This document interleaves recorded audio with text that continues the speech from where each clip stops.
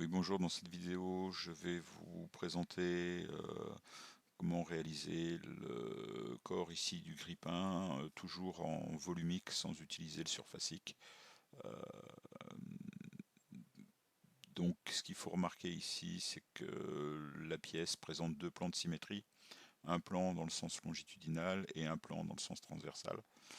Donc on va s'intéresser au dessin d'un quart de pièce qu'on symétrisera par la suite. Il faut également remarquer que vous avez une courbure dans ce sens et une courbure dans ce sens. D'accord.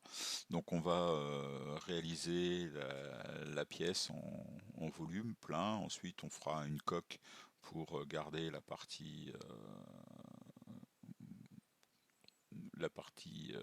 comment vider la partie intérieure, pardon, et garder une pièce d'épaisseur constante. On fera également cette partie-là avant de faire la coque et ensuite on verra comment faire l'ouverture qui est ici, cette ouverture. Dans une prochaine vidéo, éventuellement, je verrai comment faire les deux dessins, petits décrochés, ici que l'on retrouve sur la surface du produit.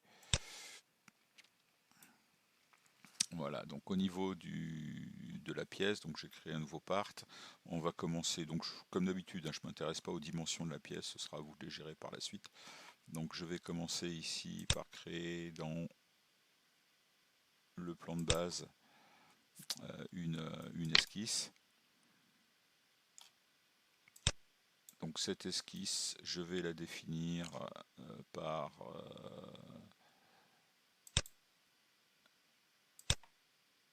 ici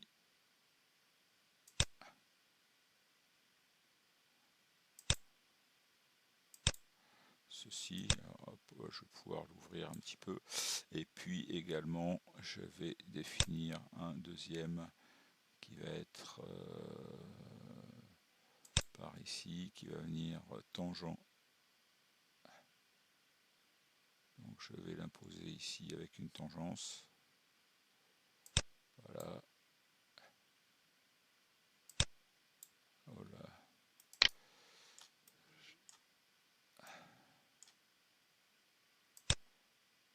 Et ce point-là, je vais venir le faire coïncident. Donc le point qui est ici, je vais le rendre coïncident à ceci.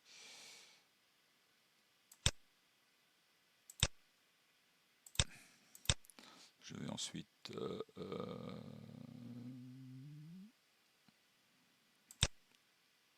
faire en sorte que ça et ça ce soit concordant. Voilà, donc vous voyez que ici maintenant je vais pouvoir faire bouger un petit peu ma forme. Voilà, donc admettons qu'on veuille cette forme-là. Forme extérieure du demi-grippin.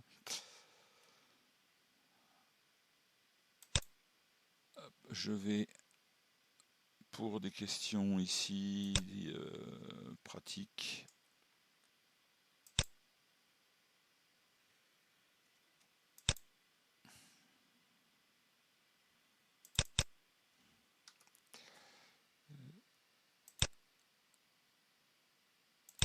hop, je vais monter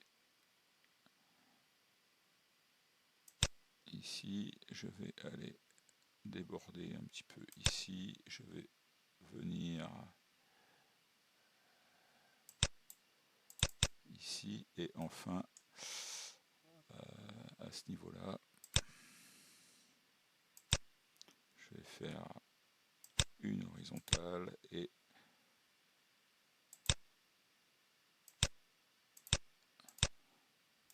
voilà.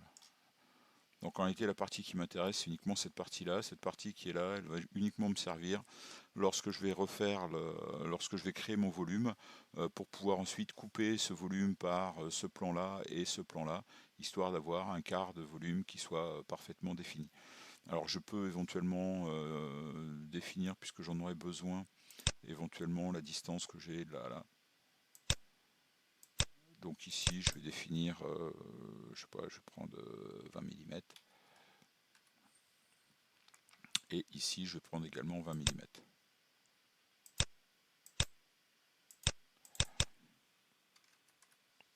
Voilà. Donc voilà ici pour la partie extérieure. Donc je vais pouvoir quitter maintenant. Je vais créer un plan parallèle dans lequel je vais mettre une deuxième esquisse. Donc je vais créer un plan. Hop. Annuler. Je désélectionne mon esquisse, je crée un plan. Je vais venir sélectionner ce plan là et je vais créer un plan parallèle, par exemple à 180 mm. Voilà. Et donc maintenant, une opération qu'on n'a jamais faite qui peut être intéressante, je vais copier l'esquisse. Donc je vais faire copie. Je vais venir coller mon esquisse. Et mon esquisse ici, je vais lui dire qu'elle n'est plus dans ce plan-là, mais elle est dans ce plan-là. Donc je vais aller modifier ici l'esquisse. Et modifier l'esquisse, je vais aller modifier le support d'esquisse. Donc, alors, vous ne le voyez pas au niveau de la vidéo, mais c'est le troisième item, modifier le support d'esquisse. Je viens modifier le support d'esquisse et je mets mon esquisse ici. Donc je valide, ok, vous voyez que l'esquisse maintenant est ici. Donc ça va être l'esquisse du haut que je vais pouvoir retraiter. Et cette esquisse, je vais venir la déplacer. Alors pour déplacer par exemple ce point-là ici, et déplacer par exemple ce point-là. Pop, pop, pop, pop.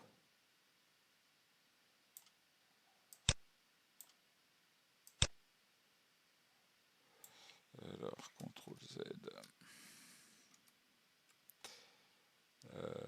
Je vais venir imposer quand même que ce segment ici soit horizontal.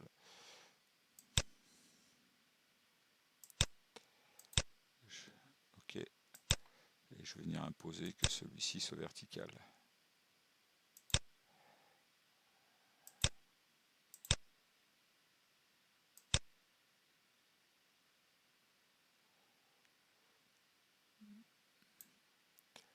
Voilà. Et voilà. Donc là, on a quelque chose qui, à mon avis, peut représenter à peu près le grippin dans sa partie haute. Donc je vais valider ceci. Ceci étant validé, je vais pouvoir maintenant aller mettre en place deux autres esquisses. Une esquisse dans ce plan. Esquisse dans ce plan qui va me définir ici la ligne que j'ai de là à là. Donc là, je peux prendre un quart d'ellipse. Je vais utiliser ici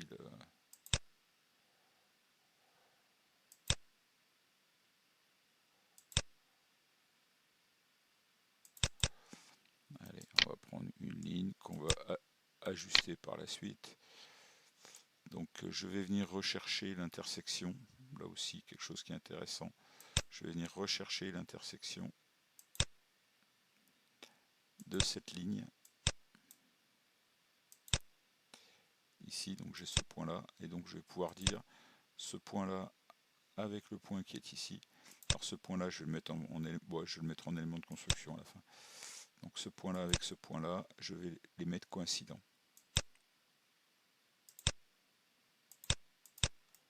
Donc pour être sûr que ma courbe elle passe par cette ligne là.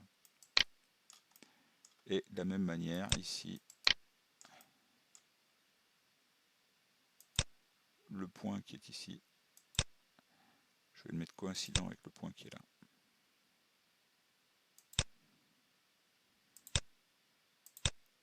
Je vais de plus ici imposer une tangente qui sera une tangente à 90 degrés. Et je vais décocher le rayon de courbure pour que le rayon de courbure soit automatique. Voilà, donc là je vais partir forcément à 90 degrés.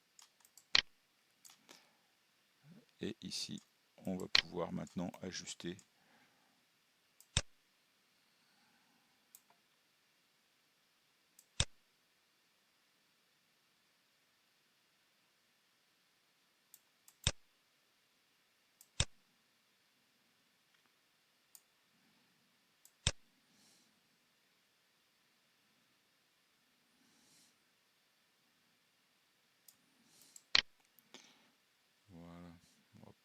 quelque chose qui peut ressembler à peu près à ce que je veux. Donc ici, je vais valider.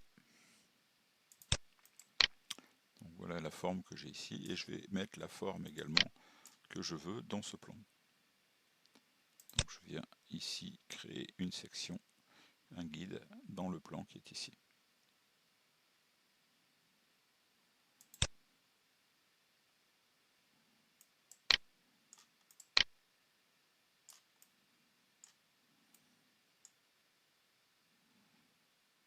Donc de la même manière, je vais prendre une spline avec 3.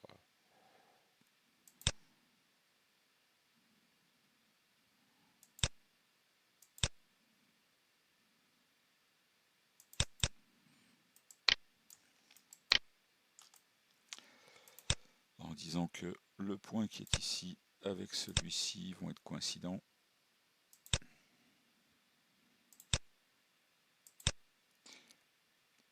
Que celui qui est ici, si je clique 2 fois dessus, je vais pouvoir le ramener ici avec une tangente à 90 degrés.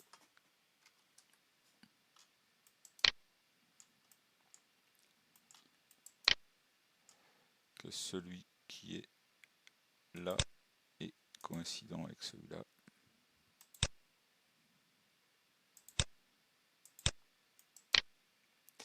Il y a quelque chose que j'ai pas fait sur le précédent, c'est que j'ai oublié de mettre le point que j'avais créé ici en élément d'esquisse. Je vais le refaire tout à l'heure. Et voilà à peu près ce qu'on peut obtenir. Voilà. Donc ça, je vais ressortir. Je vais revenir sur la précédente. Esquisse, et sur la précédente esquisse, je vais aller ici.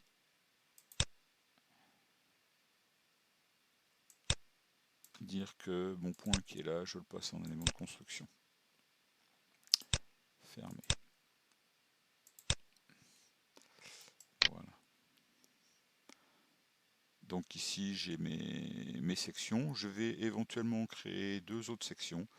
Donc ici j'étais à 180, je vais créer une section ici à 160 par exemple.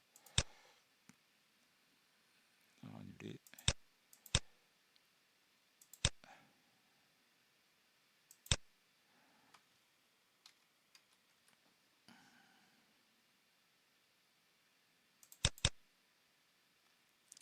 Allez, 150, ça ira bien. Hop là.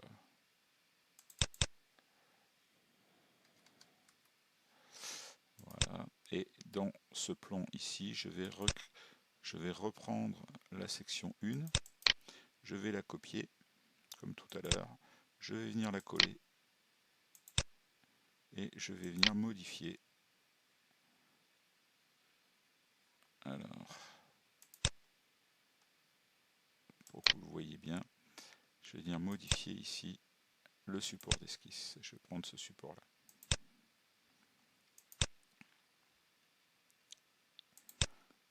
Ok. Donc là, maintenant, je vais aller rechercher le point qui est ici.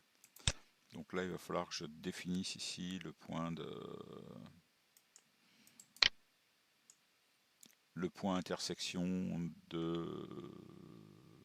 que j'ai entre ça et ça, entre ça et ce plan.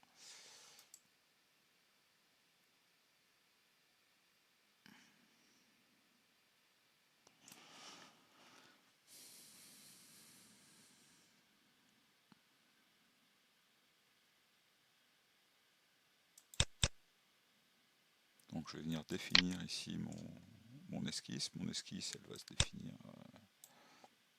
à peu près par là et par là. D'accord. Alors pour l'instant, je ne suis qu'à peu près. Donc je vais aller rechercher ici le point intersection de cette ligne. Vous voyez que le point, il est là. Et puis je vais aller rechercher le point intersection de cette ligne. Avec mon plan d'esquisse. Voilà, donc j'ai mes 2 points qui sont ici. Donc si vous regardez le premier, hop, je vais dire que ce point-là, il est coïncident avec le point qui est ici.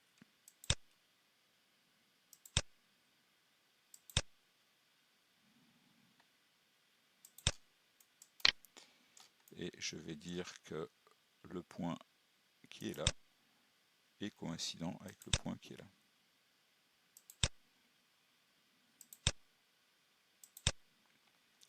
Je vais valider mon esquisse et les deux points qui sont ici, les passer en éléments de construction.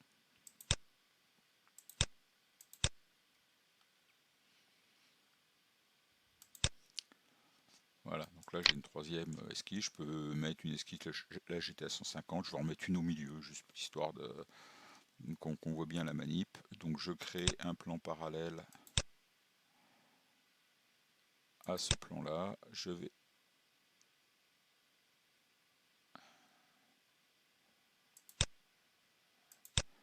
créer un plan décalé par rapport à ce plan là, je vais le décaler de 75 mm.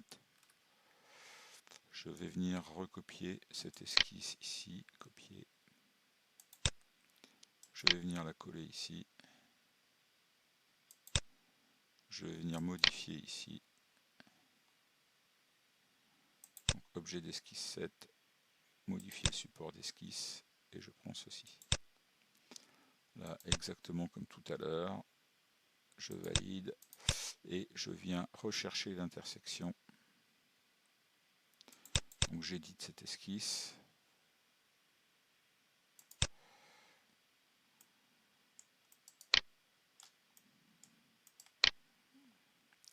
Je viens rechercher l'intersection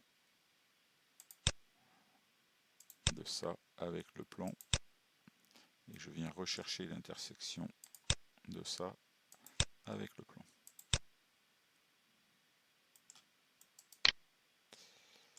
Et ensuite je dis que le point qui est là et le point qui est ici sont coïncidents.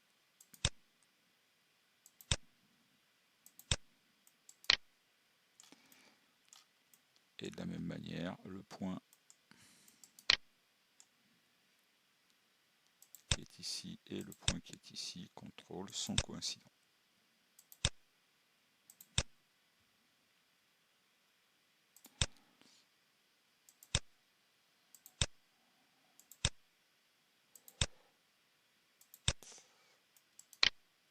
Voilà, donc là je vais pouvoir quitter cette esquisse. Je commence à avoir ici 4 sections, voilà, qui représentent ici mon bloc, mon volume.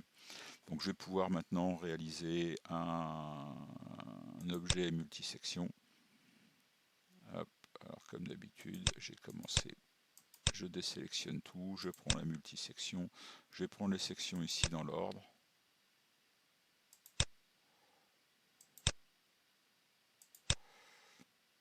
Je vérifie bien que les points de fermeture ici sont tous les mêmes et je vais définir comme guide ce guide là et celui-ci. Voilà, donc ici, alors vous voyez qu'ici j'ai pas quelque chose de plat là, donc c'est pour ça que j'ai fait tout à l'heure mon petit décalage ici de 20 mm, puisque maintenant ça je vais pouvoir le couper.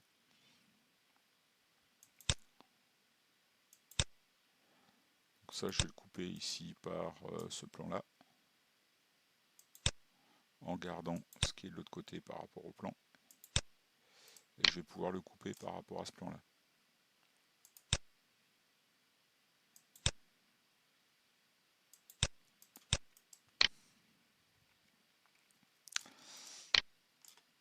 Donc vous voyez que vous avez quelque chose ici qui est qui ressemble un petit peu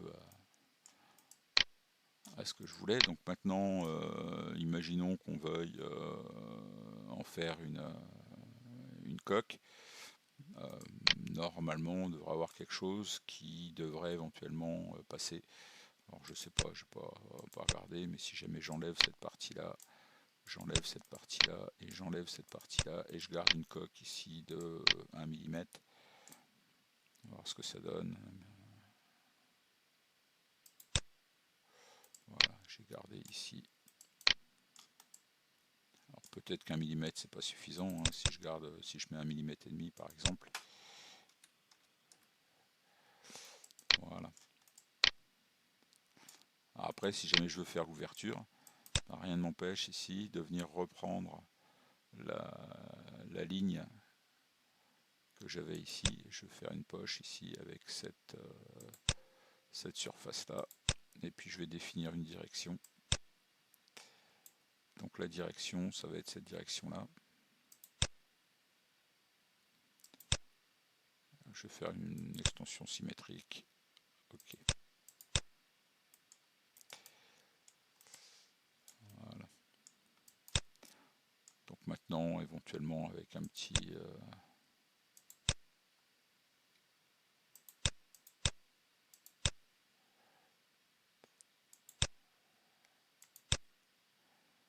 pouvoir chercher, voilà, un petit rayon. Par exemple, j'ai 1,5 mm, je vais prendre 1 mm de rayon. Ah, c'est peut-être un peu fort.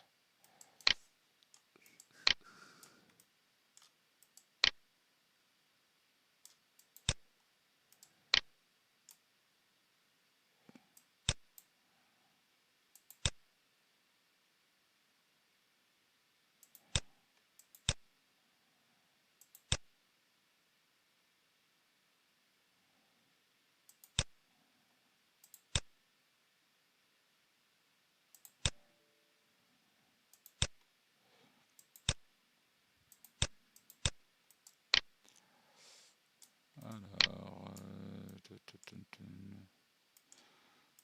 ici j'ai pas de tangence. Bon.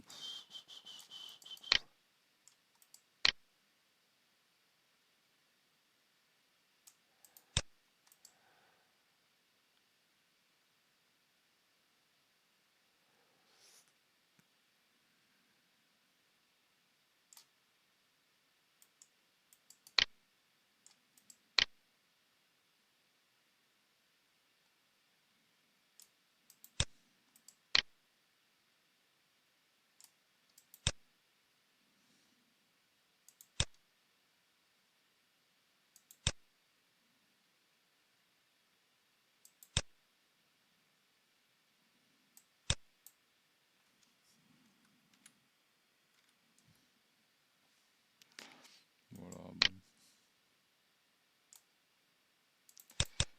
Alors, on va monter petit à petit 0,3 et on va mettre 0,4, on va voir ce que ça donne. Si ça passe. Ah tiens, il a même fait en dessous, c'était pas ce que je voulais.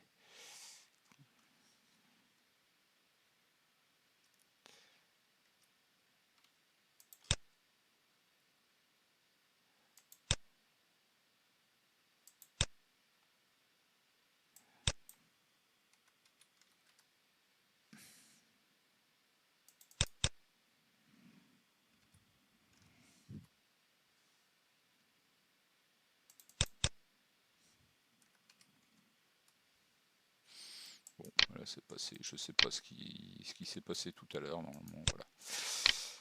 Donc ici, vous avez votre quart de pièces. Donc maintenant, éventuellement, il n'y a plus qu'à faire les symétries.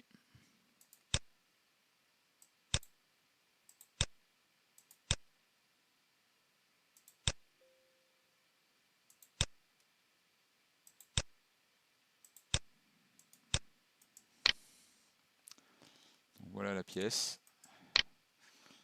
Et maintenant, sur cette pièce, vous allez pouvoir éventuellement rajouter des choses, des raidisseurs, les petites attaches, les petits éléments que vous avez, faire vos trous, trous de boutons, etc.